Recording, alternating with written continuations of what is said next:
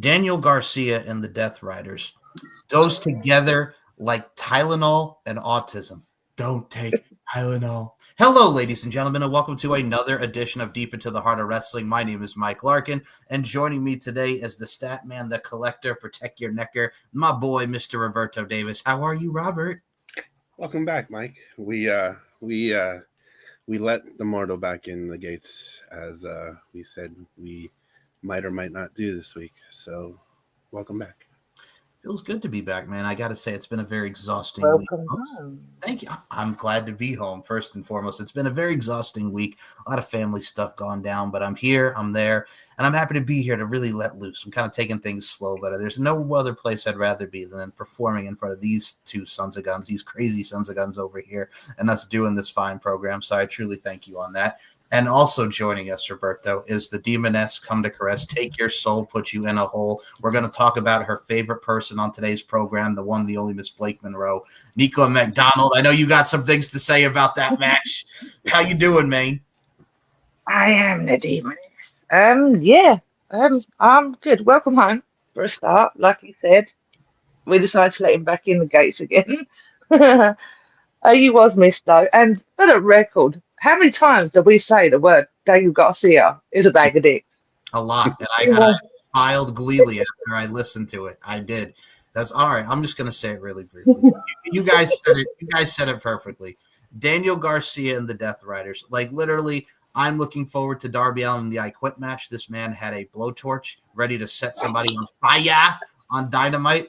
I'm looking forward to it, but I'm also kind of like tuned out just because of the fact that it's the Death Riders, and we went from fucking like 4 members to like 6, and I legit want to vomit now that Daniel Garcia is in this goddamn group.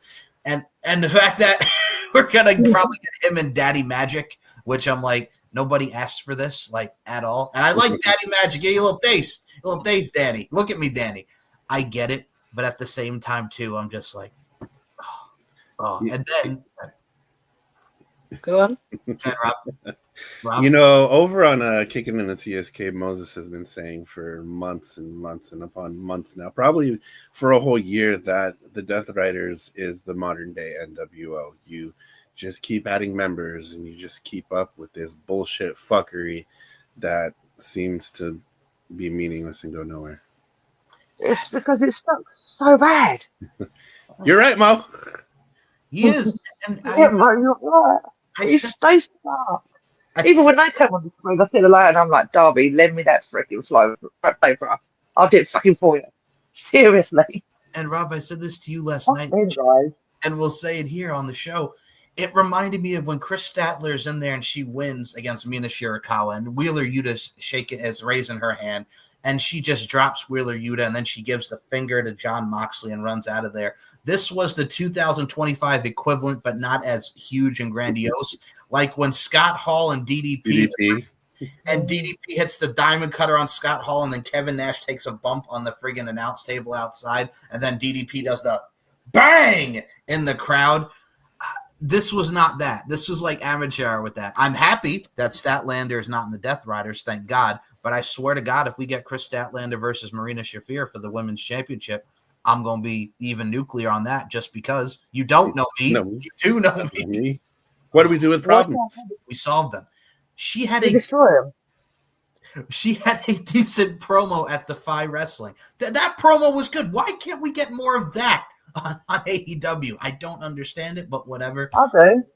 He's tiny and he's a dickhead and he's a 40-year-old virgin who sits on the yacht that's still fucking standing. I'm working on it. Here it is, Boner Jams 03. These are some of the scenes I was really into in the summer of 2003. Oh, that's just Everybody Loves Raymond. That's just a good show. Everyone loves Raymond. I love that show. I watched it too. Yes. Oh, God. A quick funny story here. So when I was in junior high school, for one of the my Italian teacher at the time, Mrs. Gertie, one of the shows that we watched was Everybody Loves Raymond, the Rome episode. To learn more about Rome, she says, hey, we're going to watch Everybody Loves Raymond, the episode. And I'm like, out of all the things you could pick, and it's not a bad episode, don't get me wrong, but we're literally just sitting in Italian class watching Everybody Loves Raymond. And initially my first thought was, this is just Everybody Loves Raymond. This is just a good show. Mix that with porn, and then you see Steve Carell watching Space Nuts on the friggin' channel, turning the photos around, cue Lionel Richie in the background. Oh my goodness, I digress. So that being said, there's someone had a bag of dicks for breakfast this morning. Dicks, fucking Daniel Garcia. What? Talking about dick, One. So that happened, and the other thing that kind of chapped my ass was on Collision with the fact that you got the Ascension taking on Lee Johnson and Vanilla Baby there, Blake Christian. They get the win, and this is so mid 2000s TNA for me. When the Naturals were the tag team champions, and Chris Candido was their manager. Chris Candido, God rest his soul. So the Naturals win the tag titles, and they lose them, and they put the franchise Shane Douglas out of all people with them, and they become the franchise Naturals because they were on the losing streak. So you have, out of all people in the AEW, Jerry fucking Lynn, the new effing show, the whole new effing show that is Jerry Lynn, is trying to get I'm not going to boo Jerry Lynn, but yeah, Jerry Lynn. I'm joking. No, I'm kidding. We love Jerry Lynn. Sorry. Ignore the demon lady over there. So Jerry fucking Lynn is trying to get the Acclaim to be on the same page again, and they tried to have them scissor after the match on Saturday. Nothing happened. But nothing happened, so we got that. But just, yeah, I'm like, no. Like, out of all the people in the world, we're trying to get Jerry Lynn to reunite them, whatever. They shouldn't have split them up in the first place, but fucking here we are. God, but yeah. Well, as soon as you said that, I went to the South Park with Mr. Garrison when he turns into a woman and going around shouting "Scissor me timbers." What the hell was I thinking about? Well, that's why they call it the move, Scissor me timbers. That's why the name is the Scissor me timbers, yep. Oh, love South Park. Sorry. Yeah, back again. And the other thing I'll mention of AEW before we get into the news and the show, I got to mention it. Cope and Christian, the CNC Wrestling Factory, beat FTR at the pay-per-view.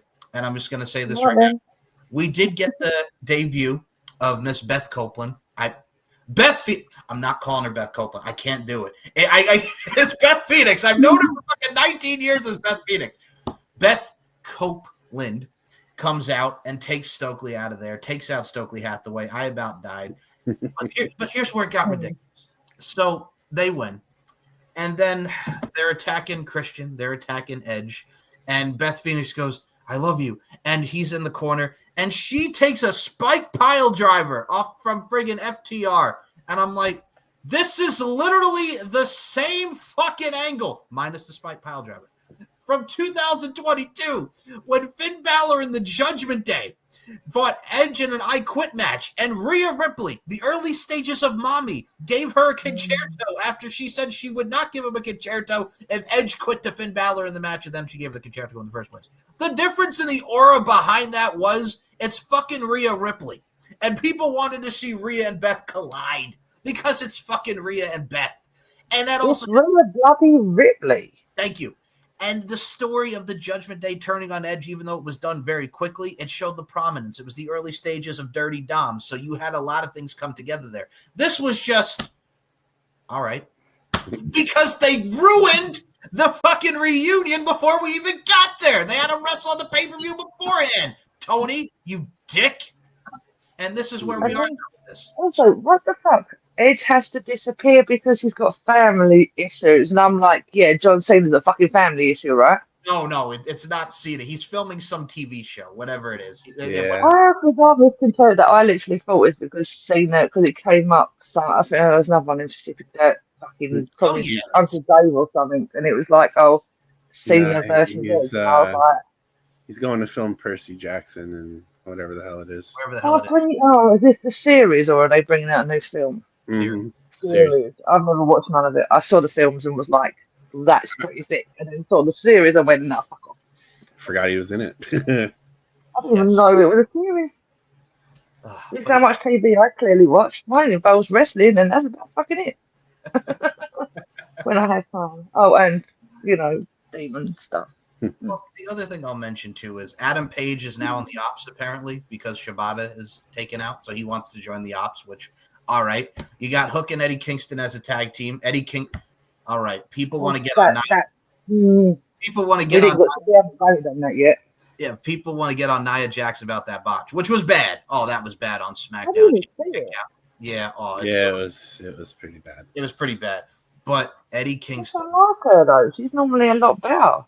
I know Nia's had it in the past bad juju, if you want to call it that. And I've never. Yeah, but you know what I mean. She's always had so. I actually thought she'd got better, and she was more under control. But from she is. I think people are just way too critical about shit. Yeah, I mean, this is live action stunts. Shit's gonna go sideways sometimes. But I will say Eddie Kingston and that spinning back fist to Big Bill. Oh my god, what happened there? I don't think any of us wanted this match. No, we didn't. No, we definitely didn't want it spoiled 2 days beforehand. We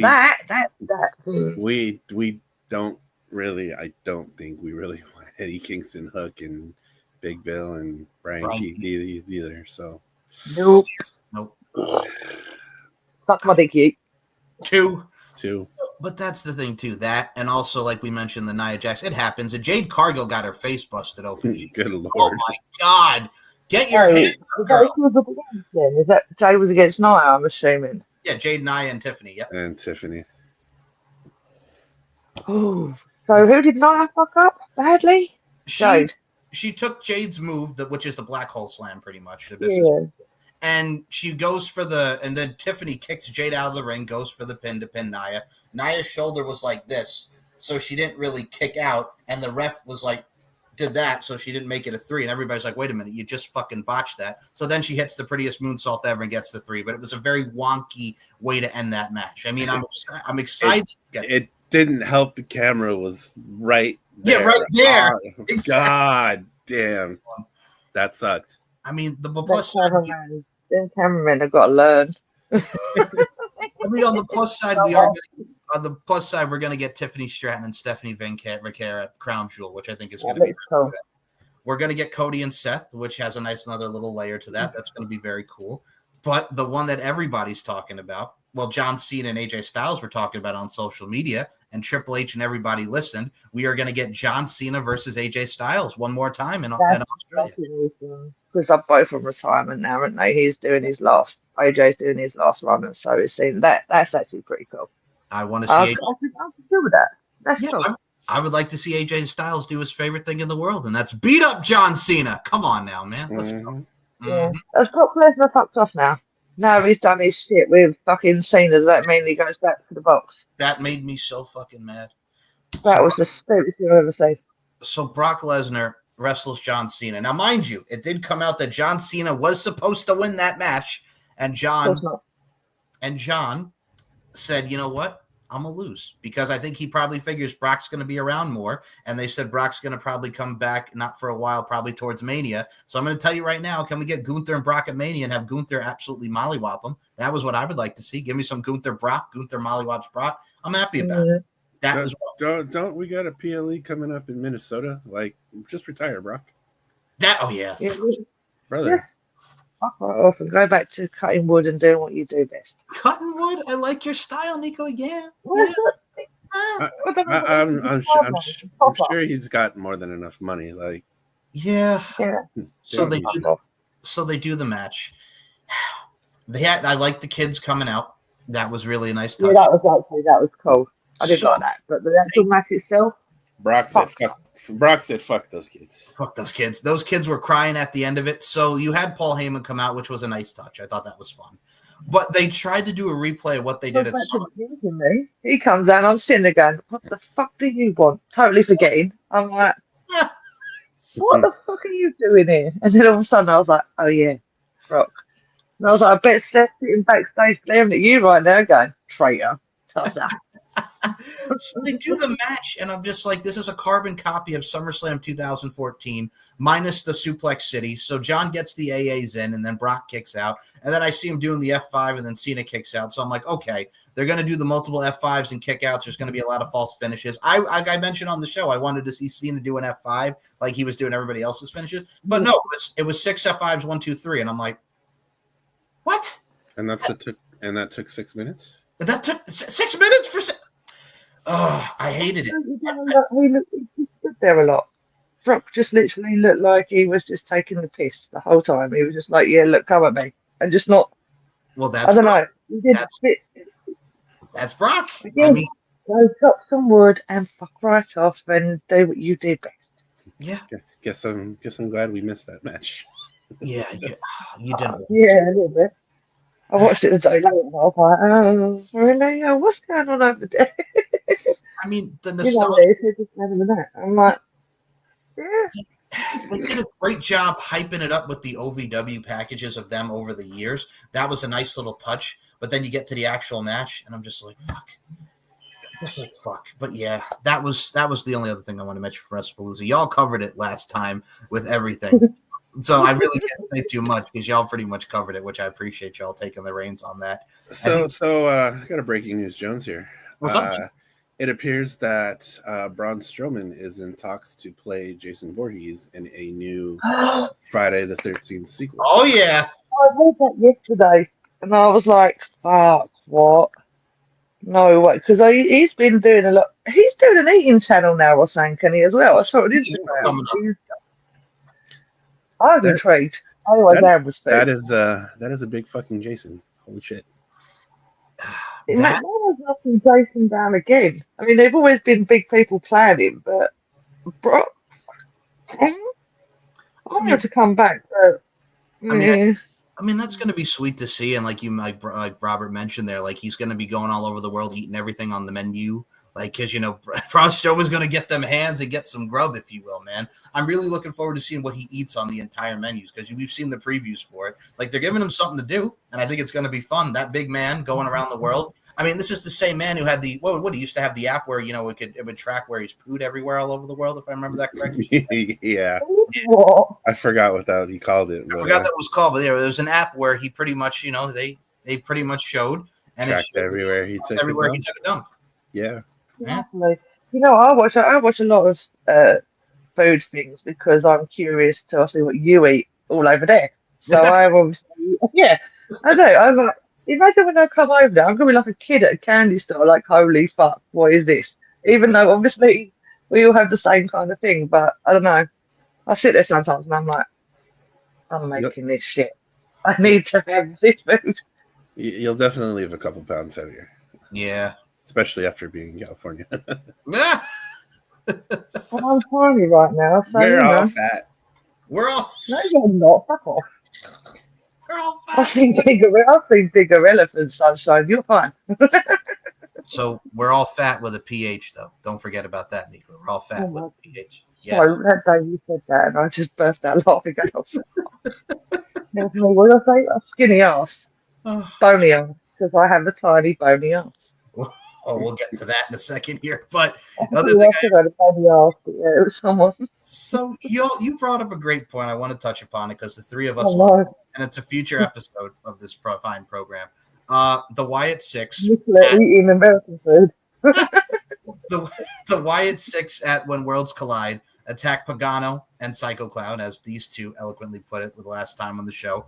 But we are going to get in Mexico. What looks like we're going to get Pagano and Psycho Clown against the Wyatt Six. They cut a promo in Mexico for the AAA tag titles. And what's the name of the show that they're at? It's the one with Dominic and Dragon Lee on it, right? Yeah. I forgot the name of the show. No, good asking Dopey over here. No, you're fine. I know it's somewhere in Mexico. I just forgot the name of the show. So as Rob gets that, they cut a great promo, like hyping up the bout, and they put the date on it. It was a great Wyatt Six video. The crowd popped in Mexico. We're going to get Dominic against Dragon Lee for the AAA World Heavyweight Championship. Like the tie-ins with everything that is going in with the WWE and AAA partnership and everything that's kind of really intersecting with one another is so cool. And then you also have on the other side of the spectrum that we saw in Victory Road, we saw El Macias, aka the former Judas Macias in TNA, pretty much confronted Steve Macklin and cost him the match against the king of TNA, Frankie Kazarian, for the International Championship at Victory Road. So Nikola's favorite wrestler, Kaz, Frankie Kazarian, is the new international champion. We had a shocker as Dana. We had a shocker as Dana Brooke, the former Ash by Elegance, relinquished the TNA Knockouts Championship, and it came down to a nice little battle royal with the final two being Kaylani Jordan against Lei Ming Yili, the former Xia Li in WWE, with Indy Hartwell as a special guest referee. Obviously, due to the situation of Masha Slamovich, she is no longer there, and we're not going to get into that because just God. But the plus side of that whole thing was Kaylani Jordan is the new TNA Knockouts Championship. So another one from NXT holding TNA Knockouts gold. And as we now know at Bound for Glory, it is going to be Kaylani Jordan versus Indy Hartwell for the TNA Knockouts Championship. And I saw people pissed. The IWC discourse was just going all nuts because, oh, another WWE superstar has the TNA title. And the problem with that is ass wipes. Dana Brooke, Ash by Elegance, that's her protege. Like, if there's anybody that's going to win that championship, it makes sense if it's Kaylani Jordan. And it adds more eyes and layers to the Knockouts Championship. And Kaylani has been fantastic within her run in NXT. And I think Indy Hartwell are going to tear the house down at Bound for Glory. So people be bitching. So I've got a theory, though. Like I said, the White Six, I swear, they're going for tag team. That's why they really bust them over today. They defeated everyone in freaking WWE, so... or in SmackDown, so they've got to go elsewhere. I still think my theory is a fact, but I'm not going to say it out loud. I said it to you before, but if I'm wrong, I'm going to sound like a right dick. But if it ever happens, I said it first. Well, we did also have a nice little exchange on SmackDown with Charlotte Flair and Alexa Bliss and Sol Ruca. Yeah, that's not what I was talking about at all, was it? No, I'm just saying. It was. Well, we do have Sol Ruca and Zarya coming for the the Women's Tag Team Championship with Charlotte and Alexa. That was very cool. I think that was a nice little exchange. We're going to add more NXT tag layers there. Rob, did you find the name of that show? Heroes Immortales. Heroes Immortales is going to feature the Wyatt Six against Pagano and Psycho Clown and Dominic and Dragon Lee. So that is definitely something worth watching. Absolutely. I thought the promo video was great, and those two teams really connecting there. If we get the Wyatt Six winning the AAA Tag Team Championships, I'm for that too. I'm good with that. Yeah, so we actually got 3 matches scheduled. So Dominic versus Dragon Lee. Yep. Lady Flammer versus Fabi Apache and Natalia. Again, nice. That should be a good match. Pagano and Psycho Clown versus 2 members of the Wyatt Six. It should be obviously Dexter and Joe. Or if not, I'd go with Bo. Oh my goodness! All right, we're going to talk about this since this one mentioned the 2 Profits with him, Bo and Rowan. Yeah, that whole thing confused me a little. I'm like, what the hell is going? But I did realize straight away. So the Street seen before. So they attacked the Street Profits on SmackDown. And then this week, thus Wyatt Six did appear on Friday Night SmackDown as the Street Profits. Okay, so they beat Mellow. They beat Mellow Dope Miz because Carmelo Hayes finally had enough of the Miz getting involved in the matches and stealing his victories. So that it looks to be done. And then the Street Profits won, and then the Wyatt Six, Nikki, Eric, and everybody is just sitting on the announce table, just staring down the Street Profits. So we're gonna get the Wyatt Six and the Street Profits once again. So that'll be fun. It adds more layers to that story. So, yes, that's going to be a plus. But, yeah. Okay, I'm the only one who can disagree with that one because we've seen it twice already. I know. So, we're going to see what to do with the Street Profits. Wyatt Six are fine. You do your thing. Well, I think they were going to go with Andrade and Rey Fenix, but a certain someone by the name of Andrade got himself fired. And, well. Did we talk about that on the last show, Rob? Mm-hmm. Yeah. Mm-hmm. Oh, we did. Okay, no, I'm just remembering it was a week ago. That's all. Yes, yeah, we did. Yeah, we did talk about it. He's actually already booked on a couple of shows. He's going to be booked on a House of Glory show. Is that the same show that has Kevin Cross? I'm sorry, Killer Cross and Matt Cardona. I don't think so. It's a different show. Oh, I hope so. That could be interesting. And then he's booked on a show in Mexico, I believe. So he's already doing stuff. So good for him, I guess. And the only other thing I'll mention that you two mentioned, because, man, Kiara Hogan in AEW, She's no longer in AEW. Kiera Hogan, the girl on fire. If she doesn't go back to TNA, it makes no doubt. Well, here's as well. You have two possible ways to bring her in. You can have her go against her former tag team partner, Tasha Steelz, who's there. Yep. You can have her go against the Demon Mother, of course, Rosemary, the Undead Realm. And we love our Undead Mother. Yes, and also, this woman, Rosemary misted AJ Francis in the face, and I about peed my pants. It was hilarious. AJ Francis wanted some explanation from Carlos Silva, and he's like, "Well, you open your mouth. What do you expect?" And I thought that was hilarious. So it's one of those things where they're incorporating Rosemary a lot. If we need Allie, who just came back in her first match in 2 years, and I know they're signing at WrestleCade.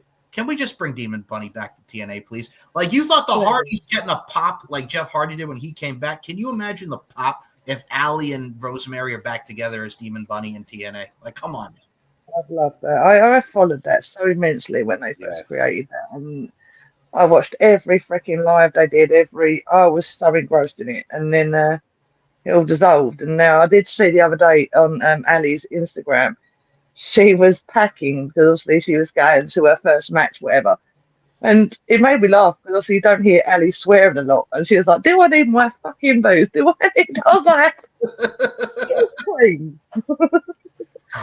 But yeah, it was cool because she was just like, "Do I pack this? Do I?" It was just really cool to see her so excited to be back in. So she did have the bunny thing with her because it actually had a wristband with Demon Bunny on it, and I was like, "Bring them back." Already. Yeah, put them back together. Fuck that. Where is she now? Nowhere. Nowhere. Like she left AEW. There's no more. TNA, if you watch this show, get your asses on her and get her back with a Demon Queen or Demon Mother. Thank you. Tossers. Check, please. Tossers. Get the fuck out. And if you don't do that, well, you can go scratch your ass. One. I'll add that in there. I'll go scratch my ass one. Huh? See, I won't do the SMD for that one because it's Demon Mother. So yeah, no. you can't. There's a limit. 2 people I will not say it about. Any White Six members, Rosemary, or anyone from Decay. Everyone else, free fall. Suck my dick. Yeet. That's like 3 now. I'll add that to Rob's count there. Mm-hmm. So we go on. Speaking of TNA, this will be a part of the Hall of Fame. So we did find out at WrestlePalooza, besides Brian, absolute shit of a match, we did find out that The Undertaker came out because he's the American Badass, goddammit. And he told Stephanie McMahon, much like they surprised Triple H with this, Stephanie McMahon is the first inductee of the class of 2026 Hall of Fame, which congratulations to Stephanie McMahon, the first McMahon to go into the Hall of Fame.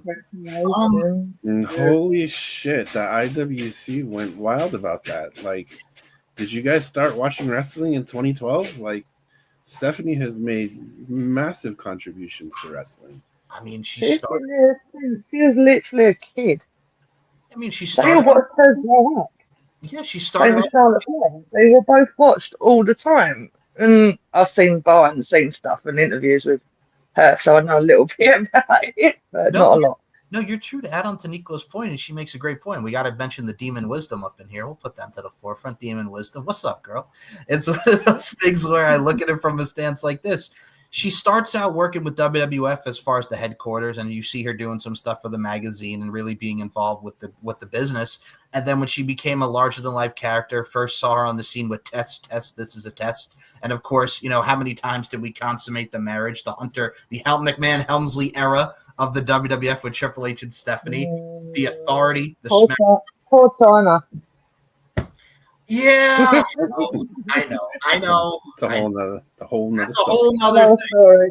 Sorry, my bad. I actually watched the Chime documentary a couple of weeks ago, and that's the only reason I brought it up. Because otherwise, I'd never fucking clue.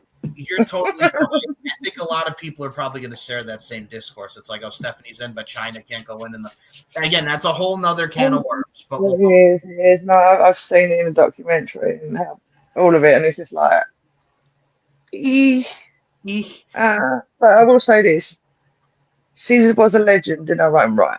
Simple as, and no matter how many people hate or dislike her, whatever reasons you have, she was a legendary wrestler. she was a great on-air character, can slap the shit out of you. Whether you were a face or a heel, you were invested. And I mean, that's She's the the best first part. female wrestler I ever heard of because my brothers had her pictures in our bedroom, so I didn't have a fucking clue. And then I walked into the room and I was just like, this woman. And I was like, who the fuck? And my brother's like, yeah, this is China. And I'm like, so she was the first female wrestler I ever proper zoned in onto. So that's another reason too. Nice. And also a little tease, that's actually going to be a match we're going to watch on our watch-alongs later this year. China and Masahiro Chono from All Japan. My goodness gracious, strap your rockets into that one, ladies and gentlemen. Woo! So That's gonna be a banger.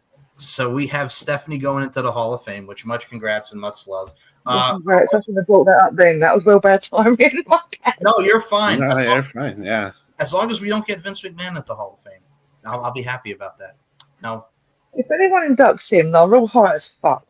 That's all I'm saying. Okay. Well, that's the thing. And everybody says, well, this is an excuse to get Vince to the Hall of Fame. He doesn't have to be at the Hall of Fame. He don't even need to be in the building. Fucking be there.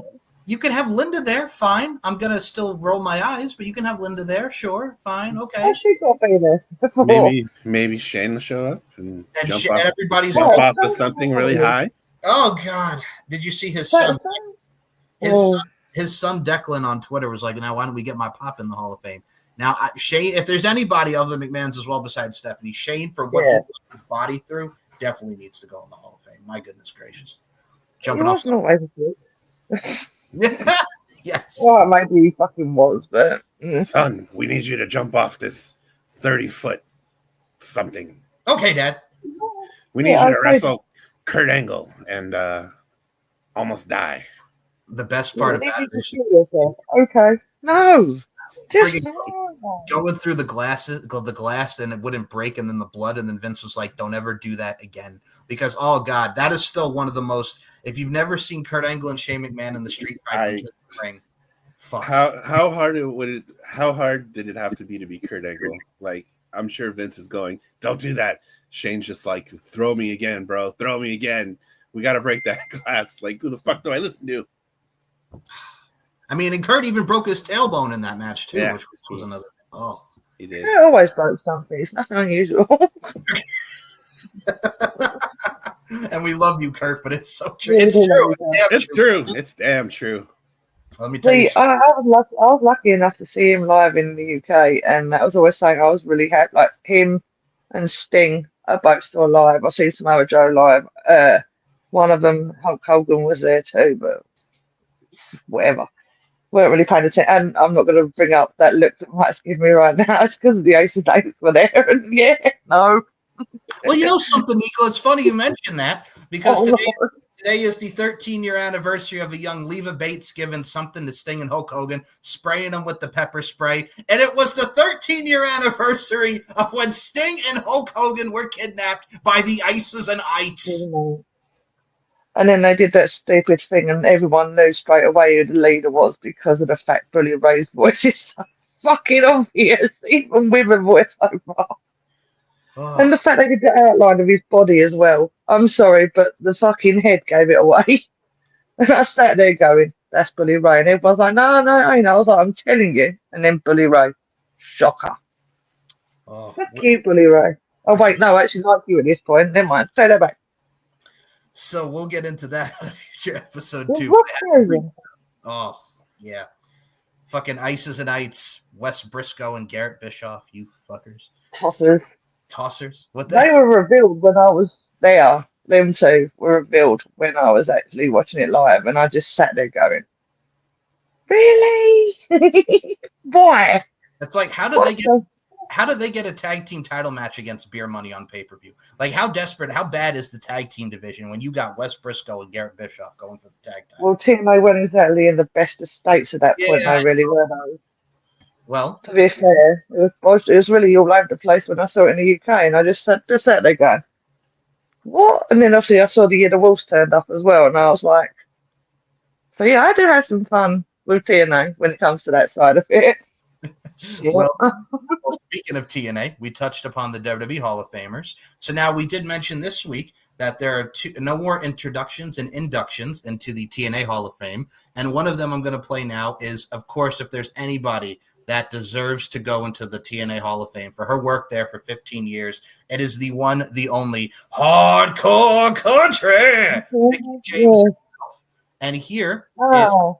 And here is Carlos Silva, along with Tommy Dreamer, on the Not Sam Wrestling podcast with Sam Roberts, talking about Mickie James going to the Hall of Fame. We have a run-in now. Yeah, what is going on? Big run-in. This is a big run-in, high-level exec run-in. Is that the TNA president I see? Is that the big boss I see joining us here? Big boss man. Yes. Hey, everybody. How's it going today? But what I really wanted to jump on and tell you is that it's my pleasure to announce your induction into the 2025 TNA Hall of Fame class. Wow.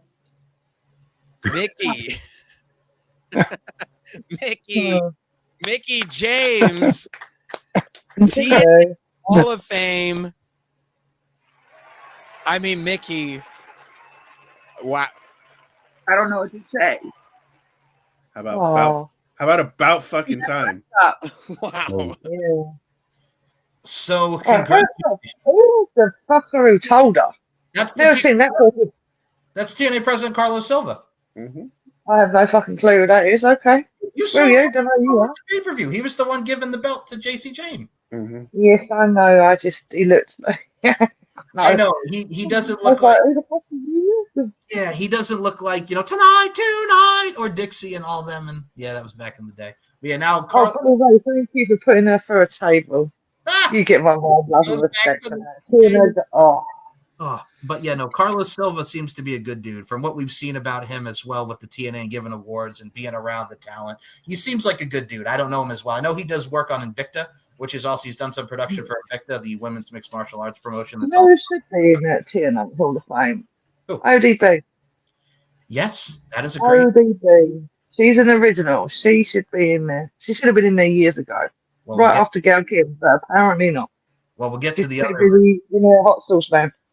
We'll get to the other originals in a second, but the fact that I think Mickie James in the WWE Hall of Fame definitely will come, if not next year, maybe the year after. I'm not sure, but I think that's definitely going to come. But for what she did in TNA, her feud with Tara, aka Victoria, her matches with Madison Rayne, her matches with everybody, Gail Kim, like coming from the WWE at that time, because if you remember when she came to TNA at the time, this was after the whole Piggy James storyline and the body shaming. So they did something with her, made her have her own music, and it worked. Like, she had a great career in TNA. Of course, Bram and Magnus, excuse me while I get this woman off the train tracks. So, That was James. Don't worry. See you later. Yep. There was a video of them two the other day I saw, and it was like it was one of our signings, and she walked past, and he just started giggling. He actually looked like he was like, holy fuck. But they were giggling. He was like, do you remember when I pushed you on the tracks? And they both stood there laughing at each other. So it's like, love it. But we hear. I didn't mean to try and kill you, but we're besties now. It's fine. But we hear it deep into the. Sorry about killing you. Sorry about your damn. Sorry about killing you. The conversation me and you have. Rob. Sorry about killing you. Well, I will say we at Deep Into the Heart of Wrestling absolutely congratulate Mickie James for going to the Hall of Fame. I know you guys are excited, as am I. And as Rob said, about fucking time. Like, Mickie James deserves to be in the Hall of Fame, and TNA being the first one. Now, there's loads of them that need to be in it. Like WWE, there's certain one who I think should go in, but he hasn't and probably won't, which really fucking annoys me. Well, we're going to get into the other TNA Hall of Famers, and I got to say, minus one who's not in there, because she farts, her farts. Nikla knows about her. But she sounds like she's farting when she's screaming, you mean? Yes. So another exclusive announcement from Carlos Silva, who Nikla has no idea who the fuck he is. Just fuck you, Carlos. Hi, Carlos! So here's another announcement. So we're going to showcase the next inductees. Oh, that is. Yes, that's Tommy Jr. Tommy Greenberry. Hello, Tommy. Hello, Tommy. So you look fucking old these days. Here's the next inductees into the Hall of Fame. How important are the knockouts division in the history of professional wrestling? I think we can confidently say the knockouts started the women's revolution or evolution, whatever you want to call it. No other like company or just women in professional wrestling at the time of the birth of the knockout division was kind of like doing what we were doing. Like, hi. Hey, Carlos. Good to see you. You too. Well, I'm happy to jump on and say hi. I think you know that I'm the president of TNA, and just really excited to jump on and see you both today, and really just wanted to thank you for all you've done for TNA wrestling, knowing that every time you went into the ring, you had done so much hard work behind the scenes to get ready and always bringing your best every night. So I wanted to jump on and tell you that and say thank you. Thank you. That's really sweet. Thank you, Carlos. I mean, it literally, like I tell anybody who will listen, like that was the time of my life. It's so great to hear, and it's such a big part of TNA. But really why I jumped on today is because it's my pleasure to announce your induction into the 2025 TNA Hall of Fame class. Oh, What? Oh my God. Great Thank you. news, and we're excited that this will preserve and promote your legacy forever. Thank you so much. Thank you so much, Carlos. Thank you. That means Oh, everything. great. That means thank everything. you. That means That's everything. great. That's great. Well, it's exciting. And look, we'd like for you to join us in Lowell, Massachusetts for Bound for Glory on October 12th to accept the award, give an accepting speech. It's going to be a packed house. You can then bring back the beautiful people for all the TNA fans, and just we can all celebrate together. So we're really excited about it, and we really look forward to seeing you in just a couple of weeks. So the beautiful people's Angelina Love and Velvet Sky as well are going into the They look so fucking different. I know, right? Real different. I had to that's why I kept looking closer at the phone, because I was like, who the hell am I looking at? And I obviously saw Angelina's tattoos, and I was like, And I was looking, that's why I went, is that Velvet? Because they look very, still beautiful, but very different. I mean, if there's Also, where's the Queen hiding? Oh, Lord. So Did I get inducted as well, or is it just them two? no, it's just them two. Oh, congratulations to you two. Fuck you, Madison. That's why I was laughing, because I had to bring it up, because the toot toot beat beat farting of Madison Rain is not going to be going in as well with them. They just said it. Well, all right, yeah, she's one of the original beautiful people, but no. It doesn't count because she came later. If you think of the beautiful people, you think of Angelina Love. Okay. I always So say, who was the other one? Was there a third before Madison, or was it just originally them two? no, it's just them two, then Madison. I thought so, yeah. Okay. Well, yeah, congratulations to you two. Yay! Fuck you, Madison. When you think of the TNA knockouts in the early stages of the knockouts division, where they were just their names, there was Talia Madison and Angel Williams. So they both just came from being developmental talents in WWE. And this, of course, was when ODB as well, boom, came in around that time as well. Like I'm not doing it. I was about to. Literally, I was about to, but I ain't got the right object. I do have the right object, it's not the right size. There we go. So that happened, and then they just surfaced to just let the pigeons loose, the infamous call by Taz, and them just being the mean girls of the knockouts division. So if there's any heel team or any tandem of women that deserve it, it is definitely those two. Even though They did doing lingerie matches, and they always like them ball gown matches and all that kind of stuff. Yes. See, I watched the originals here now. There was one other one. There was Lacey Von Erich, but I try to forget the Lacey Von Erich. Yeah, everyone tries to forget her. Just like Madison, you want to forget her, you want to forget Lacey. Simple. Bye. Yeah. Not relevant. So congratulations are in order to all three of those women. Dude, I'm looking forward to this pay-per-view now. The Hall of Fame speeches and all in all. And also, and the Hall is. Yes, and also they did announce Leon Slater will be taking on Javon Evans for the X Division Championship. That boy is bouncy, and oh man, that is going to be great and a sight to see. And he's a Londoner. Yay! And everyone says I don't like Londoners. No, I just think Blake Monroe's a dickhead, and yeah, that's it. Speaking of dickheads, now let's get into the NXT Takeover review. Oh, so one person who was not too fond of NXT He's someone that does work with Uncle Dave. Do it with me now. Clean your fucking office. Thank you, Nicola.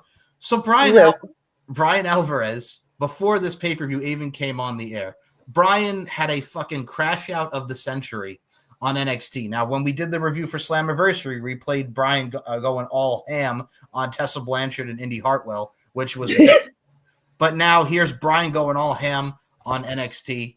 Booyah. Sometimes people get over. Like, why don't you just go with it? I don't get it. Why? This is not good heat that you've got with me. I'm not clamoring to watch the show this weekend. This weekend is a show that I'm watching because it's my job. If it wasn't my job, I wouldn't watch it. I always watch this show. For years, I watched this show where if this wasn't my job, I would watch it. I would still watch it if it wasn't my job. Now they've got me where if it wasn't my job, I wouldn't watch it. There's just too much wasted potential. I'm sick of it. I'm sick of seeing people built up and fail over and over again. You've lost me as a fan. I'll still watch because it's my job. Maybe they can build it up again or whatever. God damn it. Wow. What's funny This all came segment after segment after segment. Yeah. It's like Lola lays her out for the second straight week. You know what that means. And then right to Josh Briggs and Javon again. I'm like, why? Right to Dark State again. Why?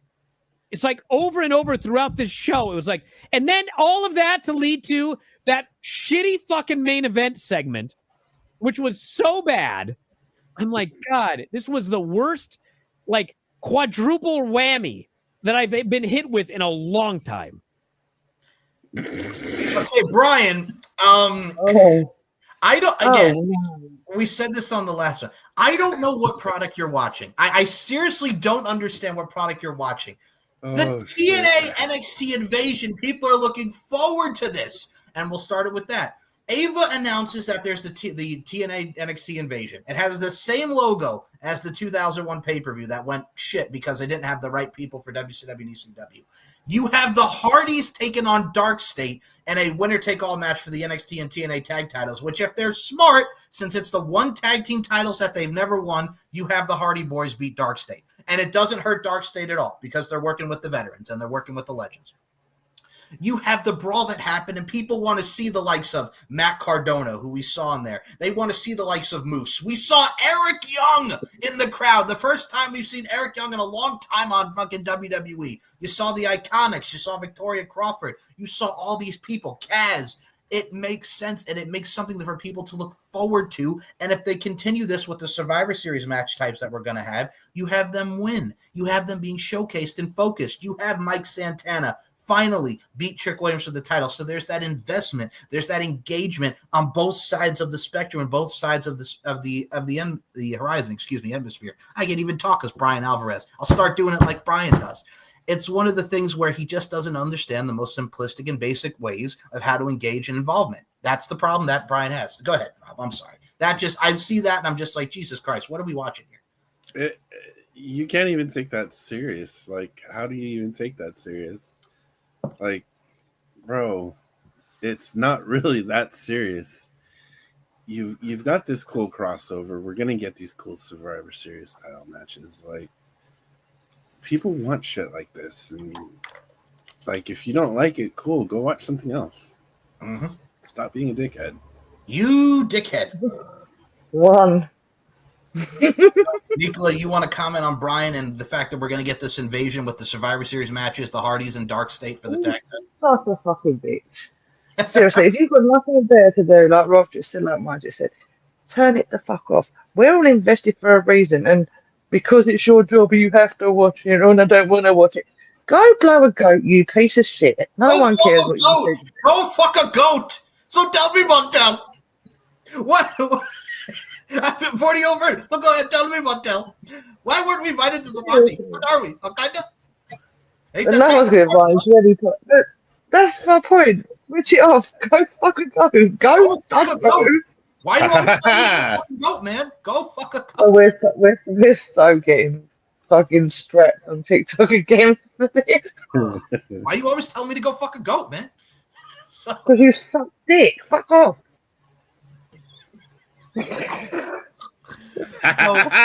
We are all looking forward to the Hardy Sparks and this crossover. I apologise for that comment. That was a bit too far, but suck my dick, Keith. That one I can use. Brian is just an imbecile because he just doesn't understand. Imbecile? You're being really nice with them words. No, Imbecile. I know, but He's a white cocker. okay, he's a fuckface. Put that into the forefront. You Yes. Go scratch your ass, Brian Alvarez. Was it weird I said that you giggled at? Was it you fuckface mutant or something I came out with? The problem with Brian is he's been complaining about Javon Evans not being the NXT champion. I'm like, give it time, bro. Like, he doesn't need the title right now. Like, he's getting cheered. He's over. The match that he had with Sami Zayn on SmackDown was fantastic. This man is going to wrestle on a TNA pay-per-view next week. This man had a high-profile match, and we'll start here as we get to the review. Javon Evans and Josh Briggs. Where was this Josh Briggs when he's talking about, I don't care what the fans say, these fat podcasters. What you call a fat podcaster, you son of a bitch? And he's going on about these fucking people. And he's just like, I don't need the admiration of the crowd. I don't need their cheers. I don't need their chants. The only thing I need to hear is the 1, 2, 3. Perfect! Where was this Josh Briggs? Oh, my God. We had him with Brooks Jensen, and we had him with Ishimori. But that was friggin' awesome. It was so cool. You know what I'm saying? Inimura, my bad. Ishimori, same thing. I digress. It's one of those things where you have him with tag team partners and things just, dissect. And then you have him as a single star where he's like, he's no fucks given. He's there to just go there, and you see him as a prominent person to go for the title, go for anything. They're featuring him. And this was no different. They start out fast-paced. He works on Javon's back. They put over the fact that his back was hurting, and then you give him backbreakers. And then Javon comes back with the kicks, the dives, and everything. They paced this match perfectly. And then you had friggin' Javon coming back, just slapping him at the end of his foot like, hell nah! Hell nah! And I was ready to start singing like Bishop Bullwinkle. Hell nah to the no, hell to the no. And then he hits him with the cutter out of the choke slam. He springboards off the ropes. Josh Briggs hit him with the choke slam. And then the springboard cutter, the friggin' Cody cutter or Ospreay cutter, whatever you want to define it. 1, 2, 3. Javon Evans needed this win. We're probably going to get one more match after what we saw in the first match with the chain and Briggs cheating and Javon standing up for himself here against Briggs. This was Sorry, I heard the word chain. My head went to chain. So with that being said, this was very much a hot opener to this card. Rob, your thoughts on Javon Evans and Josh Briggs? Absolute hot fucking opener, and I couldn't agree more. Where was this Briggs? Where has this Briggs been? Because this was the Briggs that we needed all along. As far as Brian and his bum-ass comments about Javon Evans. Javon Evans is like 19, 20 years old. He can be in NXT for the next 8 years and still be fine. He's gotten to the point where he doesn't need this title. This man, this young OG, this bouncy motherfucker, has had a match against Randy Orton like in his first 2 months in NXT. Who can say that? This man has wrestled the U.S. champion on SmackDown. He had that fantastic match last night. He's going to go wrestle in another company for another company's title. Like, if he went to the main roster tomorrow, it'd be fine. If he stayed in NXT for the next 8 years, it'd be fine. He's going to be a champion someday, whether it be in NXT or, on Raw or SmackDown. Just give it time. He's doing really, really well. And you really just need to take the stick out of your ass and enjoy the show because it's good. Just enjoy it. So to put in the bluntest of terms, as Robert said, it's like Euro Trip with Brian Alvarez. He's got the Flugenhagen stuck in his butt. It's what he's saying. You know what I'm saying? And then you have the scene where Cooper just walks out holding his bum. That's what that is right there. That is just friggin' Flugenhagen is what that is. Friggin' just taking it out that ass. If you're so inclined about Javon Evans getting a title, I'd say put him in there with Ethan Page because Ethan Page is probably ready to be called up soon. Have Javon Evans get a fantastic run as North American champion. And they have history. He broke his jaw. So you go back to that. It works. There it is. So, Nicola, your thoughts on Brian Alvarez getting the stick out of his ass? Getting everything out of his ass because he's a piece of shit. Now, I've not got nothing nice to say about him. Is it the same doofus that made comments about other people and we slagged him off last time? I think he looked like a right fucking weirdo. Nicola, do you want to add a little something to that? Suck my dick, yeet. Oh, there you go. Hang on. What? There you go. There you go. I was like, they want me to do this. Okay, go ahead. So, You Nicola, need big signs above your head now saying she's tired. We have to tell her what to do. so Nicola, your thoughts on Javon Evans? Javon Evans, the young OG, against Big Josh Briggs. Javon gets the win. Your thoughts on the match?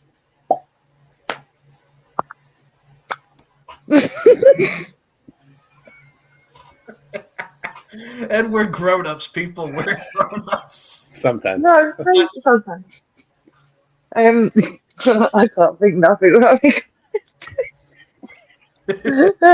Pop goes the weasel. I mean, no, anyway. Your thoughts on Javon Evans? No, I thought it was a really, really good match. It was hot from the start. It was kind of crazy, and they were popping. But yeah, it was really, really good. And the other dude needs to get the broom out of his ass because it's coming out of his mouth at this point. Brian, get the broom out your ass, Brian, and go scratch your ass at the same time too. And you're a dickhead. You dickhead. So with that being said, it was a hot opener from start to finish, much like these two said. It elevates Josh Briggs to keep even going on with this feud. Javon Evans is just a start, and there's so much potential here. And if there's any way you're going to start it, you're going to start it off with these two amazing talents. And then we follow up with the Women's Speed Championship. Now, it was announced earlier in the day that Lainey Reed, who originally was supposed to be in this match, was out because of medical, and she was not medically cleared. We saw the boot, if you will, on her leg there and her ankle. So she was hurt. So her replacement was Jada Parker, Miss Parker, Miss Parker, Miss Parker, Miss Parker. Clock in, baby, clock in. As Sol Ruca took on Jada Parker. Thank you, Jesus. Never not get old. So Sol Ruca and Jada Parker had this match. So with Speed Championships, not to be confused with the Grand Championships, tonight, TNA style, it is not 3 rounds.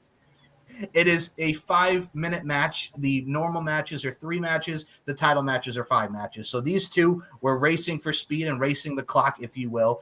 It started with these two just going against each other. They showcased their high-octane moves. Jada showcased her power game. She really worked on her on the outside as well as the inside. There was one wonky spot where she was going for a gut buster, that being Sol Ruca, but Jada really didn't shift her weight. So Sol Ruca kind of put her down very gently for a near fall. It worked perfectly, and then when you get to the outside, right, and then you see Jada and Zarya kind of going at it, and then here comes Lash Legend because Jada Parker and Lash Legend have beef. Zarya spears the living bejesus out of Lash Legend, and then perfect sequence before the time runs out. Jada Parker hits Sol Ruca with one of my favorite finishing maneuvers, the Soul Snatcher for the 1-2-3. Sol Ruca is still your WWE Speed Champion. And Zarya and her, I cannot wait till the breakup happens because they've been teasing it, but I'm loving it. I really thought this was a nice way to showcase it. Parker was a perfect substitute. So I'll go with the lady on this one first. We'll go with the lady's point of view on this one first. Nicola, your thoughts on Miss Parker, Jada Parker, and Sol Ruca? I thought it was really cool, but like you said, you can tell that there's like bad energy between 2 of them, and this like I don't know, they're going to separate soon, which should be fun. But yeah, I thought the whole match was quite good, quite brutal, and like you said, the outside of the ring, there's not a lot of room, is there? Oh no! So when they were flying over the ring, it was like you have that much space between you and them cages stopping the crowd, and it was like, how the fuck are they supposed to? That was the whole time. Every bit of it I was watching, I was like, how the fuck are they supposed to work doing that? You got one fuck up, you end up in the crowd, and then you got some other shit to deal with. So bad NXT for that one, but at the same time, no, it was a really good match. I liked every minute of it. I can't wait to get to the next one. Oh boy, there's one I'm really angry about. So I'm angry about it. Roberto, your thoughts on Sol Ruca and Jada Parker and the Lash Legend interference and everything outside the ring too? Loki, I kind of think Jada forgot that it was a speed match because she's going outside and all that fuckery with Zarya and kind of letting the clock run down. I think it might have been Vic Joseph or Booker T was yelling at her, "You only got 90 seconds left. Get back in the ring." Other than that, I thought this match was fine for what it was. I do enjoy the concept of these speed matches because it kind of allows the workers to show their potential in a very short amount of time. You just all gas, no brakes, if you will. You got it, I mean? Exactly. No. Where the hell is he? He's wrestling Drew McIntyre. He returned on SmackDown. He did. It was great. When we finish this show, I think I'm going to rewatch SmackDown. Yeah. You got to watch it. He was great. He told Drew McIntyre, "Stop bitching." And I yes. Because I've been watching Reels, and also I didn't pay attention. Wait, what day is it? It's Sunday, isn't it? Wait. Yeah. It's Sunday where I am. Yeah. Technically, it's Monday. I think it's Monday for you Monday now. for you, yeah. Oh, okay. No, it's because I was like, what was I doing Friday? What the fuck? Yeah, okay, I will catch up. Where am I? Who am I here again? Where am I? That's what I've been on conversation last week. Like, where am I? Fuck no. Yeah. Solid match. So should be interesting to see where we go from here. I like that they're putting. See, Rob knows how to cut me up quickly. No, you're. Well, the fact that you have the Speed Championship, that was something that was more focused on Twitter, and you're actually putting it on TV, is perfect. Like, you're getting it away from social media, you're showcasing it on TV. It's like they did with the Heritage Cup when they moved it from NXT UK to NXT. So I can you revert because Twitter sucks. Because Twitter, fuck you, Elon. Don't get me started on that prick now. He likes being over here now. Oh, we know where he's now. Yeah. Oh, he's still hanging out with Tommy Fuckface. Oh, fuck that. Tommy Fuckface, yeah. He is still hanging out with Tommy Fuckface. What the fuck? And the worst part is when he appeared alive with him, I was like, oh my God, what the fuck? So he's decided to leave you lot and he's come over here to cause chaos over here. I fucking hate you, piece of shit. Tommy Fuckface, go fuck yourself. Go fuck yourself. Well, he forgot his best friend. Yeah, I know. Yeah. Did you know that at 2:00 in the morning, there are not a lot of women out doing nightlife stuff in the UK? Sir, Bugatti man, I've been out at 2:00 in the morning. Like, I don't know what you're talking about. You don't even live here. Shut up. What are you talking about? For someone that is awake at that time of night, I can tell you firsthand. Yeah, freaking Pierce Morgan shot down Bugatti man for that bullshit. Like, you were just like, what the hell are you even talking about? Like, I'm out at night at that time. Trust me, there's women out.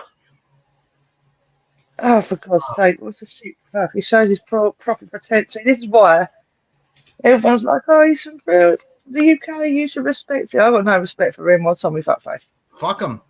Literally fuck him. Oh. Well, both nasty assholes who just want to cause chaos. Speaking of fuck faces, we're gonna move on to the next matchup. There's many over here. Well, and they think, I should warn you, they may come at me for the Tommy Fuckface comment, and I don't care. Well, let's get into the next match because Nico's gonna keep that same energy, as it is a weaponized steel cage match. As Jordynne Grace took on Bony Ass and. You ever felt a woman's breast and it feels like a bag of sand? Bag of sand and bony ass, bro. Bony ass, like me. Let me check this out here. Let me make sure. Let me just make sure. I was happy done the show. Did I said I went? Hang on a minute. No, nothing. Gotta just make sure. So yeah, we're good. So I had to say that because of the UK, since we mentioned bony ass and bag of sand. So Blake Monroe and Jordynne Grace. This was nuts, but it was a good nuts. I loved it, though. These two have great chemistry. Yeah. So Blake Monroe comes out, does her entrance that Nico loves to right in the mirror. And we notice she's wearing certain pants, very camouflage, very Dudley Boys-esque camouflage as she came out. Nice little tribute to the Dudley Boys. So we start this matchup. They're using the weapons. They're using the trash cans, a spine buster on the chair from Jordynne Grace. This was just everything plunder from down under, the plunder galore, if you will, that really showcased the brutality. But the matchup, the part of the match that everybody talked about was this woman got a hairdryer, a blow dryer, tied her up in the ring. And then you find out she's got some scissors. And I'm like, no. And yes, she went over there. Not only did she work on Jordan's broken thumb, the bone in her thumb, and then lick her like that because it's Blake Monroe. This woman got a scissor and cut her hair and friggin' cut. Oh my God! All in the middle of the ring and cut that woman's hair, and Jordynne Grace saw red. And fucking British woman. And these two just fought all around the cage. And the ending spot came where they're both on top of the cage, and Blake Monroe channeled her inner Mr. Fuji as Jordynne Grace had a crowbar and threw powder in this woman's face. And then you're thinking to yourself, okay, we're going to get a Canadian destroyer or something through the table. No, that's not what happened. Because Jordynne Grace would then hit her with an air raid crash through the table for the 1-2-3 after she suplexed Blake Monroe and what we thought was maybe tacks, maybe Legos. But no, diamonds! Diamonds are not a girl's best friend, and she got suplexed on them. And then 1-2-3 through the diamonds, through the table, air raid crash. Jordynne Grace has avenged her loss from Blake Monroe. There's got to be one more to this. We got the woman from hell. We got to see the hardcore side of Blake Monroe now in NXT, much like we saw in AEW with Toni Storm. I won't call that hardcore. These two just give me more of this. Blake Monroe and her short time in NXT. This has just been perfect. The story they've been telling has been sweet. Added layers to the characters. Rob, I'll start with you. I'll save Nicola last for the bony ass comments and everything he has to say. So, Rob. All right. No, I'm lying. Jordan. Even Rob looks at me and went, really? I'm lying. Yeah, you are. So Jordan and Blake, go ahead, Roberto. You know what? This was it was good. It was good. I did enjoy it. There was a lot of really cool spots in this. But I think going forward, at least for me and maybe some other people sharing the sentiment, after what she did with Toni Storm, I don't think anything is going to compare to that. Oh, not at all. But yeah, they tried with this because it was nice. It was solid, but you can't compare to what we saw with the Hollywood ending. Nah. That's fine. So with that being said, all right, you're going to give it the thumbs up. I will say this, though, for any brawl that you've seen, I mean, for the men, remember when we had Gacy and Dijak? Like, that was cool. But cool. Yeah, but they really put a lot into this, and I got to give them both credit because they're both nuts for doing what they did, especially the friggin' haircut. My Lord. Nicola, your thoughts on Jordynne Grace and your girl Blake Monroe, weaponized cage, baby. Like I said, typical Brit. That is literally a reaction that they do here for Steamer. No, kidding. That's her job. At the end of the day, no, even though I dislike her, I do like what she did with that. I will say one thing, kiss in the mirror. There's one thing you use a mirror for, and that, in our cases, is taking souls and scaring the shit out of people. So you keep kissing that mirror, you're going to kiss a demon. Just fucking sad. Anyway, get that shit out of the way. No, I loved it, and I love the fact that Jordan finally got her back. The diamond thing was, and watching her come off the top of the whole thing was really, really good, and I can't deny Blade, like whatever for it. Even if I do think she's an arsehole, I can't deny her talent. She can fucking cutting people's hair. Come on, are we in fucking play school or something? What the fuck? Grow up. Why are we still cutting people's hair? It's like the whole removing masks thing. I don't get that. What the fuck does that prove to anyone? Well, it's the lucha style with the mask. Like, you can't remove the mask. Yeah, but that's different. But then when you've got some idiot going, I'm going to cut your hair, what does that fucking prove? Because what, you got to your hairdresser? Is that what else you can fucking do? Well, it's a shameful thing, make up your mouth. Yes, it works, but I get you. I feel you. But she's amazing and the right person won, but I do think she's advancing a lot more, and I am beginning to respect her a little bit. Even if she's a dickhead. A little bit. Yeah. Because she did take a beating with that, to be fair, and it was from Jordynne Grace, so, she's getting there, but she's still just a dick. Well, kiss a mirror again, let's see what kisses you back. So speaking of someone who's coming there and who's coming along, but still needs some work, we have Ethan Page defending the North American Championship against Tavian Heights. All right, listen. How do I put this? Yeah. How do I put this? Just because I know. I'm trying to figure out. I can't even put into words how I'm going to say this because the match wasn't bad. It's just Sorry. Tavian Heights is just not there yet. He's just not. The dude is a beast in the ring. His promo work, he doesn't sound like he has a bag of dicks in his mouth, so that's a plus. But as far as his promo, Hi, Danny. Hi, Danny. It's one of those things where it's just like whatever. The thing with Miles Bourne that made him relatable is because of his disability and just the fact that he's gone through a lot, and that promo was epic. So you believed in Miles Bourne, especially with this feud with Lexis King, where he blinded him and the whole thing, and the blindfold match and the lights out match that was excellent. So you got something from the Miles Bourne stuff. With Tavian, he beat him in the flag match, and he put the Canadian flag on Ethan Page. And then this past week on NXT, he dressed like, El del Dr. Wagner Jr. and made him tap out in seconds, that being Ethan Page, which was a nice little fun segment to where we got here. The story of the match was he focused on the back, which perfect. And, Tavian got some nice power spots in, and he got some nice little suplex in, a nice little belly to belly. Ethan backdropped the shit out of him on the concrete with that free on the ramp. My God, that was ow. But they really highlighted a lot of the story talking about the back. And then obviously Tavian would go on the top, go for a move. Ethan Page would counter with a power slam off the top rope and to the twisted grin, if you will, for the 1, 2, 3, his version of the twist of fate. And the story of this coming out of it was El del Dr. Wagner Jr. came on the screen and said, hey, Ethan, I'm coming for the North American Championship. So my guess is since Halloween Havoc is in a few weeks, we're going to get Ethan Page and El del Dr. Wagner Jr. because they have some history from where El retained the Latin American Championship in the 4-way before Ethan would get the pin and, the whole 9 there. So their story. But this match was fine. It's what it needed to be. Tavian Heights still needs some seasoning, baby, to quote Death the Road, some seasoning, baby. But he did what he needed to do, and he's coming along. So Ethan Page, Tavian Heights, Roberto, go. He did what he needed to do. I think that's the perfect way to sum up this match. For those who may not have seen Tavian Heights before, this was probably a good introduction. I think Tavian does have a bit more to go as well, but he's at least moving in the right direction. Yep. You can't say the same for about Bag of Dicks Garcia. This is very true, and I'm glad that you brought that point back up. But no, it's like you see Tavian and them going to Japan.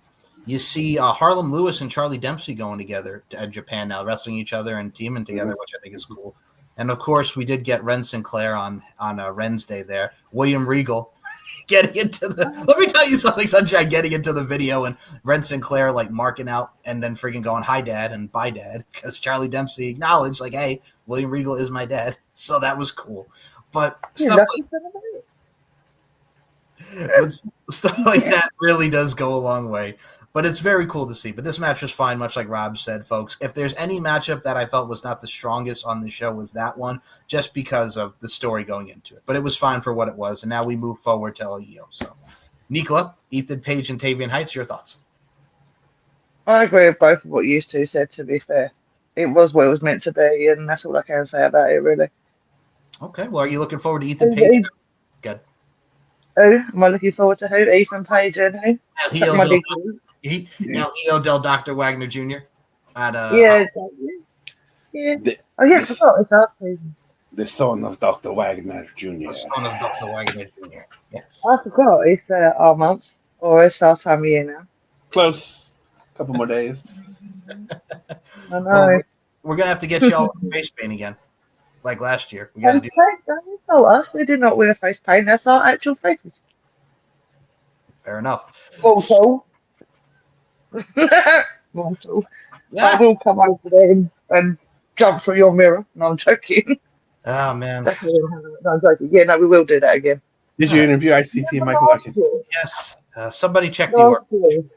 Yes. Wait, what? The orphanage. Monkey, get back in your cage and stay there where you belong. Because you don't want to play with demons or mortals. Just sad. He said, we will toss ourselves over to the next match, if you will. As you two could do that. I can't. I'm just saying, we're going to toss ourselves. So, with that being said, Orle, pinch Conan. Friggin' suck my dick from the back. No, Chris. No, Jake. No. Wait, no. There was no yeet. No. No Fuck yeet. You, Chris. No yeet. No yeet. No yeet. No.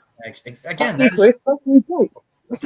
that is still just got to be so uncomfortable. Let me just stretch it up. Let me just bend down here. All right, now let's get into the position. Tuck it in a little bit. Tuck it in. Tuck it Put in. your phone on.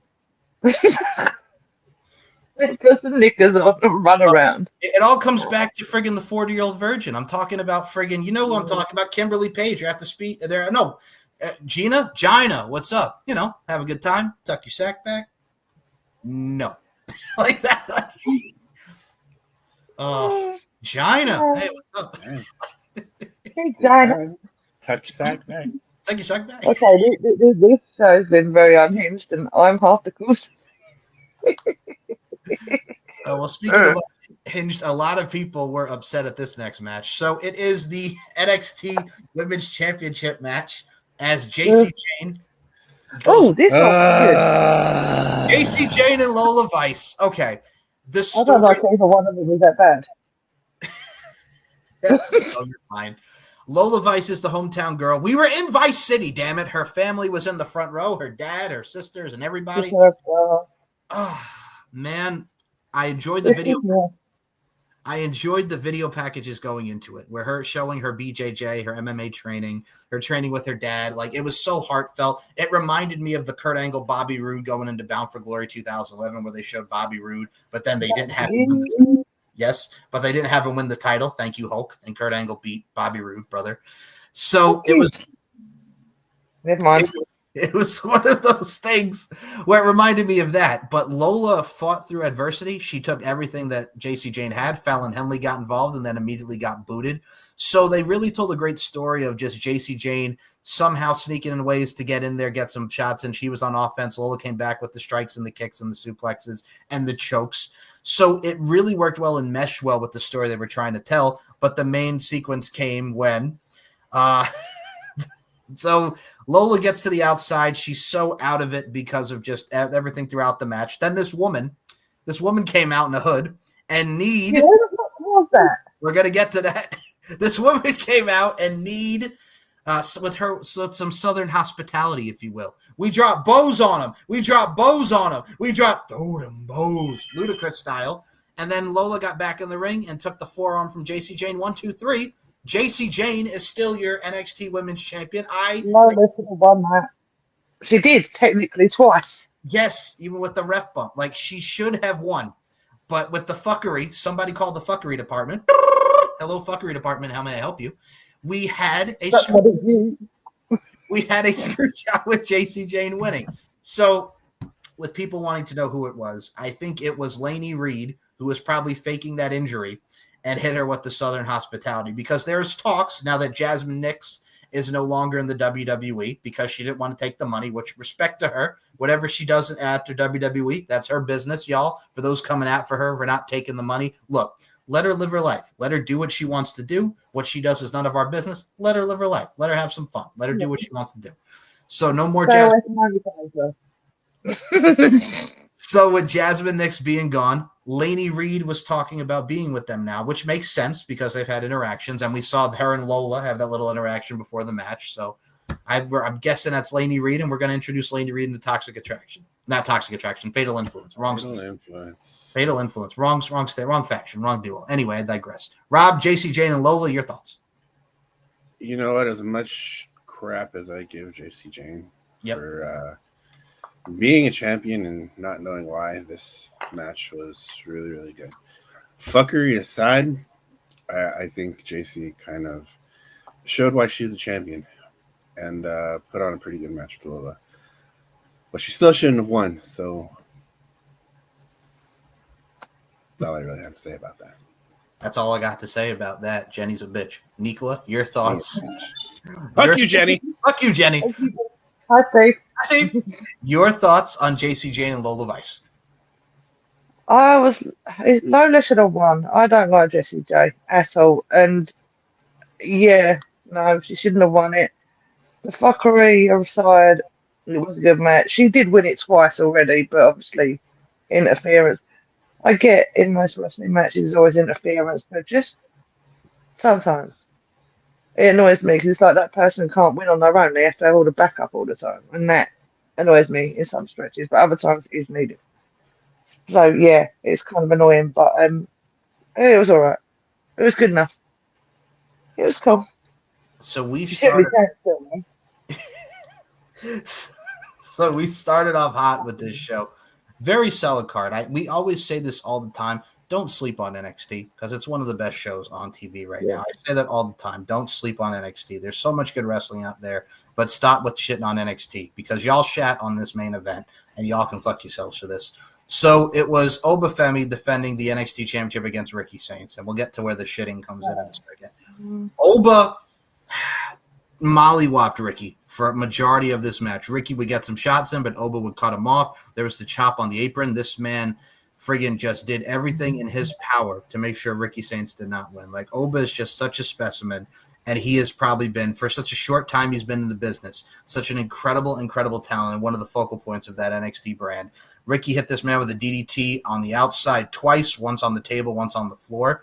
And then he came back even stronger against Oba Femi, tornado DDT in the ring, and then another one, and 1, 2, 3. Ricky Saints, after 4 DDTs, throwing everything at Oba but the kitchen sink, and Oba taking everything from start to finish.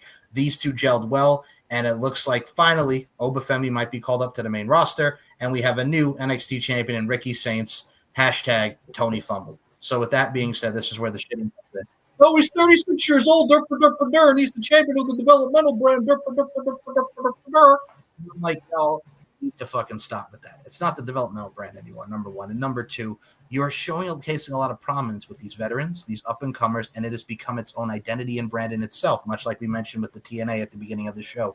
Ricky as the champion works perfectly. If there was anyone to defeat Oba with how hot Ricky Saints is, it's Ricky. And you have so many possibilities. You could do Ricky and Javon. You could do Ricky and whomever. It works. And Oba Femi has had a great run in NXT. If he gets called up, as he should be, that's how it should be. But Oba Femi does not get hurt by losing. It doesn't hurt anybody. These two gelled well. And congratulations to new NXT champion Ricky Saints. Hell of a main event. So, Roberto, your thoughts on Ricky Saints and Oba Femi?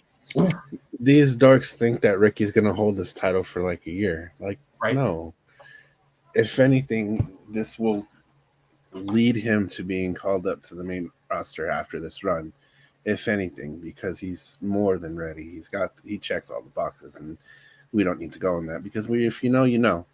I kind of thought the ending to this match was really weird because Ricky's hitting all these DDTs, and then I kind of thought about it. Is Ricky Starks really gonna get big ass Oba Femi up for Ochambeau? Probably not.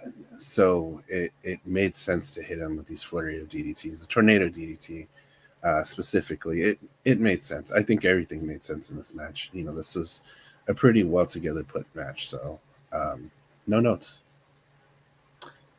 Nicola, your thoughts on Ricky Saints and Oba Femi for the NXT Women's Championship, World Championship. I'm sorry. Go ahead. I'm happy he's it. I said it, I think, when we was watching it, I actually put it in the chat, and I was like, yeah, come on, Ricky, go for it. Because, like you said, it's time for Oba Femi to go out to the main roster now. He doesn't need to be there now. He can move on and do other things. So I'm not disappointed by it. I actually like the idea.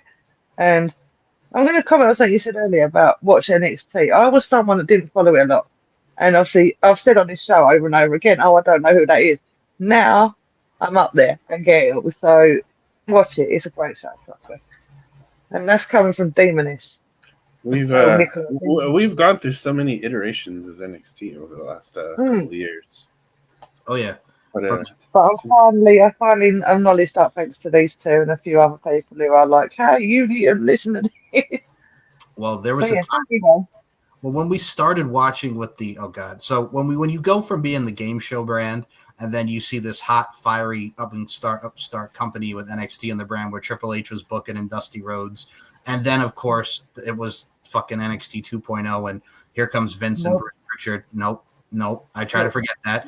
And then ever since Shawn Michaels has took over the book for NXT, Shawn has been nailing it out of the park. This man is 60-year-old doing TikToks with the NXT roster, and it's hilarious because Shawn is into it. He's dancing like the sexy boy that he is. You son of a gun, Shawn Michaels. Did you see the one where he had to name all of the female wrestlers and he kind of couldn't fucking do it? He forgot our names.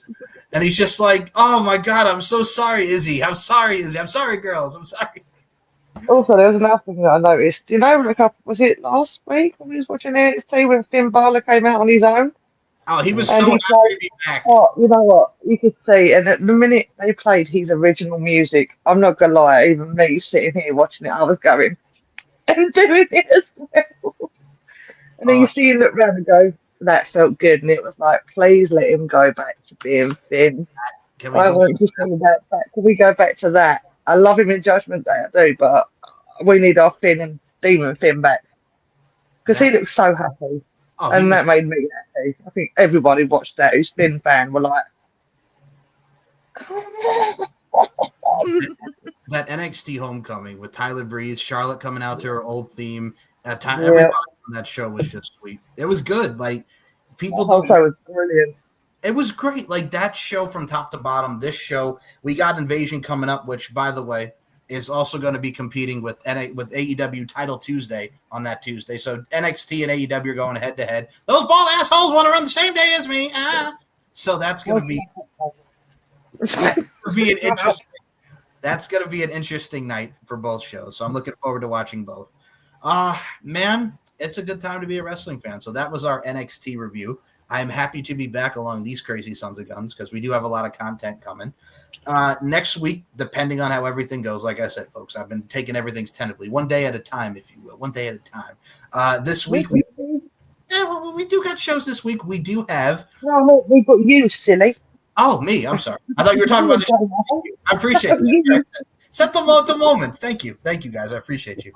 The only final thing I will mention, we do have next week is what the hell is next week? Is next week Bound for Glory? Yeah, it's Bound for Glory. Yeah, Bound for Glory. So we got Bound for Glory next week. And is I don't even know what the fuck shows are next week. Is next week the Perth one? I'm gonna check. Is next week Crown Jewel? I'm gonna take a look. Hold on. Is it already? Where's Crown Jewel? Oh, you motherfucker! Next week, double the predictions as it is Crown Jewel and Bound for Glory. October. Oh wow, 11th and 12th. Yeah. So for those in the States, Crown Jewel is going to be on at early ass o'clock.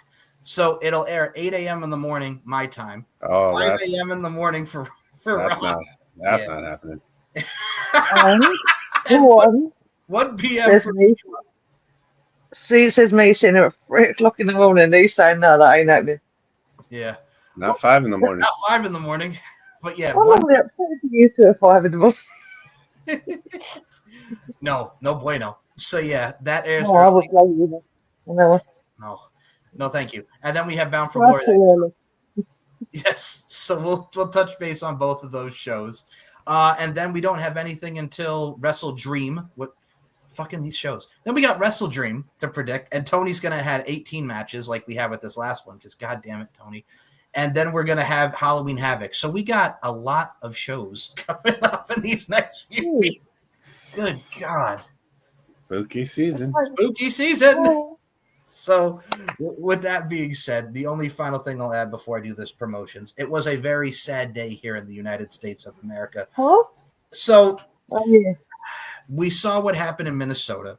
Today in Michigan, there was a shooting at a church, and the church was also set ablaze on fire. They caught the shooter. He has been neutralized.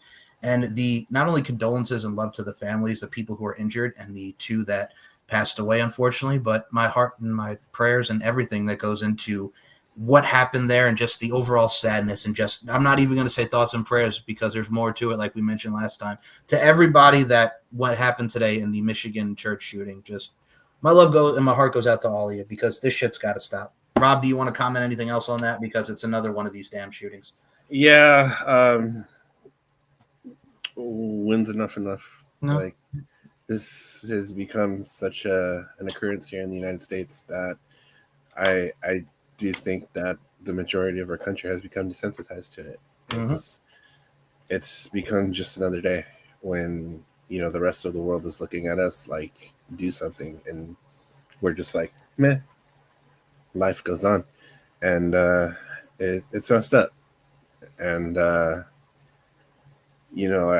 won't say what I wrote in our chat. Yeah. But I think we're running out of answers, and we might be getting down to only one answer. So hopefully it doesn't resort to that. But yeah, just here's hope.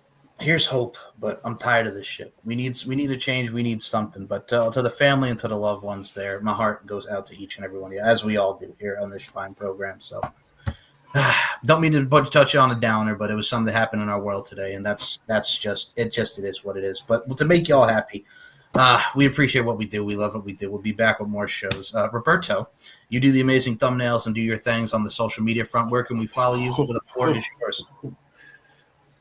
If you enjoy what you've witnessed here, and just as much as we enjoy doing these shows, and just as much as we enjoy having the three of us here to do what we do here, follow us over at linktree.com/blackheartscbd3. You'll find a link over to Mike's YouTube, but probably not for this show because they struck me like a bunch of bitches. Yeah. We have problems with music on the show. I was gonna think of a clever way to say it, but Mike got a copyright strike. He can't post on his main show. So it's fucking ridiculous. The link I've been using for the Anchor and Spotify. We've never had that problem. Literally, I click on it and it goes straight to it, and then all of a sudden today was it, and we were like, it's just YouTube has just again. You try to appeal it and they do nothing. So I'm trying to be a good boy, and I did make a backup, and we'll put that in the description as well. But fucking YouTube. Michael Larkin, the good soldier. I'm trying to be a good soldier for fucking Scrooge. It doesn't help the fact that he's being the good soldier and you've got the insane soldier over here calling all the fucking kids. Well, we got our TikTok strikes appealed because you know, fuck you, TikTok. Yeah, we did. Well, that was my fault as well. Yeah. So we'll have that episode up on the backup page. We'll get it eventually on the main page as well. Yeah. But we've got our Facebook, our Instagram, our TikTok. Still, we've got a Blue Sky. Yeah, maybe we'll see. I'm a TikTok. I don't know about Blue Sky because I still don't have the cat for that. Didn't know I had. Not bad. So we've got all that going on. Interact. Come say hi. Come tell us we're terrible people. Yeah, whatever you want to do. Normally, me. Please do. I'll entertain you. Now I noticed no one's stepped to the Demoness, and I see why, but it is what it is. We enjoy the interactions. We thank you for watching. If you enjoyed content like this, check out myself and my boys, the TSK, the Too Sweet Click, kicking it with the TSK. You can follow us over at Linktree /TSK LMF Day. We are going to be dropping some review shows of the recent WWE PLEs that just passed, as well as AEW All Out.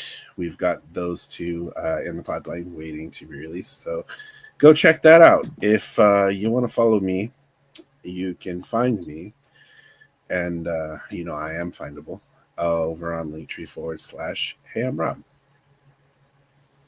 Philip McDonald, where can we follow you on the social media? The floor is yours. She's not as findable as I am. No, I hide in the darkness and the shadows for a reason, because that's where I belong. Kind of like I am.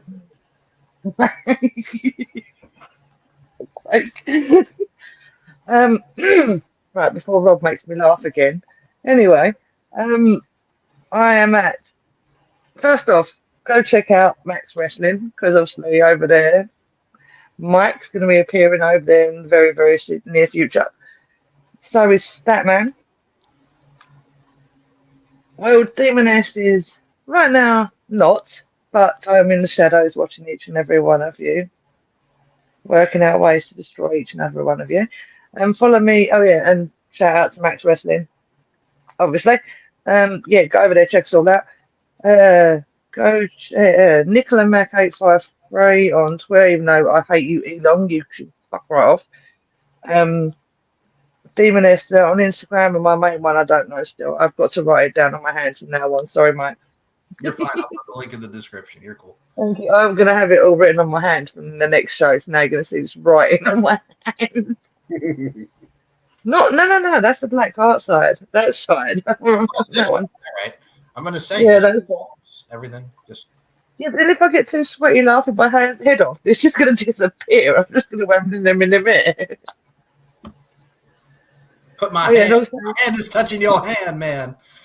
but yeah, also thank you for watching. And I do know I come out with some shitty, stupid comments, but that's just me in general and sense of humour wise. So get used to it or get over it. Simple as. I need to have a But breast. yeah, Man. That's what I need to do right now. I got to check the I'm breasts. not going to sit there checking my breasts right now. You fuck Hey, off. Titties. Titties, what up the titties? Top titty, Miss Kitty, baby. So with that being said, I'm going to Lonely Island. You two fuck off on that train over there. we'll go on. We'll take the Venga bus. Hi, Mom. Oh, fuck yeah. Hi, Mum. Hi. I forgot about you. My bad. She's on holiday, right? She's on vacation right now. Don't ask me why. She just rang me and I'm going away. Bye. Oh, happy vacation. Yeah. Yeah. Naughty woman. Yeah. I know what you're up to. So, Nikla's mom, and we love you to Hey, death. Mum. We do love you, Hey, Mom. Mum. I love. When you go You to psycho. when you go to the restaurant, just remember, for dessert, order the cheesecake. I digress. So if you want to check No. if you want to check out if you want to check out this fine program, while I have it, it is S&M Network shows on the YouTube channel. I'm being a good boy. You can check out the Stephen Mike Show LFC podcast. Over there, he's being a good boy. Good boy. The weekly review, what have you, and just everything on that channel. Just because they already pissed me off this week, but the link will be in the description. The backup is the MCL Experience, which will have all of my shows on there. So the backup YouTube channel is the MCL Experience, and you can check out as well SM Show under MCL92 on Twitter, Larkin_92 and MLarkinMB on the Instagram front. And just subscribe and check out everything from everybody on this fine program. We appreciate each and every one of you. Links will be in the description. So for ScrewTube, you can go fuck yourself. For Nicola McDonald, for Robert Davis, my name is Mike Larkin. Thank you for listening. My head hurts. I'm going to go take a Tylenol, contrary to popular belief. And with that being said, to the